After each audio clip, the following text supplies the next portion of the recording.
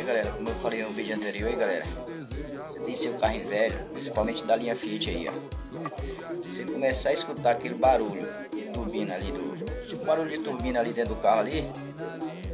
Esse barulho vem da bomba de combustível, galera. Já procura aí seu mecânico de confiança para trocar o refil. Bomba, né? Se for trocar essa parte aqui, trocar ela toda, é um dinheiro. Então, substitui só simplesmente o refil. Procura aí seu mecânico de confiança e faz esse serviço aí. A partir do momento que ela começar a fazer aquele barulho de turbina, pode deixar a qualquer momento. Então, a gente repassa esse pouco de conhecimento aí pra galera aí que é iniciante, comprou seu carrinho velho agora, para evitar de estar empurrando o carro aí na rua. Valeu? Simplesmente o refil. Fica a dica aí. Espero que possa ter ajudado. Valeu, grande abraço.